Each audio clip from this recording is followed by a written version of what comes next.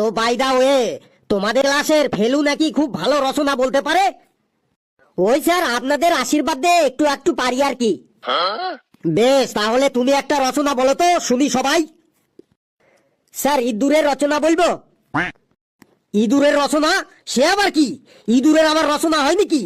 আমি যা নিয়ে রচনা বলতে বলবো তাই নিয়েই রচনা বলতে হবে। তুমি পশ্চিমবঙ্গ নিয়ে রচনা বলো।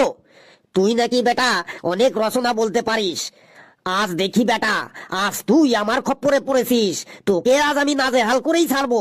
ফেলু রে, আজ তুই নতুন স্যারের কাছে ফেসে গেলি মনে হয়। ইম্পসিবল ইজ নট ইন ফেলুর ডিকশনারি। ফেলুর অভিধানে অসম্ভব বললে কিচ্ছু নেই। তুই দাঁত বার করিয়ে শুনে যা। কি হলো বলো। স্যার পশ্চিমবঙ্গ নিয়ে রচনা স্যার বলছি। স্যার পশ্চিমবঙ্গ হইল ভারতের একটি সুজলা সুফলা শস্য শ্যামলা অঙ্গরাজ্য। এই রাজ্যে চাষবাস খুব ভালো হয়।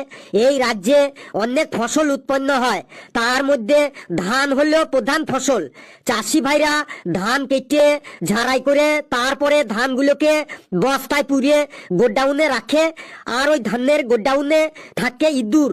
আর এই ইঁদুর হলো আমাদের পরিবেশের একটি নিরীহ স্তন্যপায়ী প্রাণী। ইঁদুরের গায়ে ছোট ছোট লোম থাকে। ইঁদুরের 4টি পা আছে, একটি লেজ আছে, মুখে গোপও আছে। ইঁদুর নানা রঙের হয়, কালো রঙের, সাদা রঙের, ধূসর রঙের। ইঁদুর নানান জাতের হয়, যেমন ধেড়ে ইঁদুর, গেছে ইঁদুর, মেটেল ইঁদুর, লেংটি ইঁদুর। ইঁদুরের মুখের সামনে 4টি ধারালো দাঁত থাকে। ওই দাঁত দিয়ে ইঁদুর ধানের বস্তা, চালের বস্তা, আলুর বস্তা, ডালের বস্তা, লেপ, কাঁথা, কম্বল, বালিশ, বই, খাতা, জামা কাপড় কেটে একদম ফাটা ফাটা করে ফেলে। স্যার কেমন লাগে?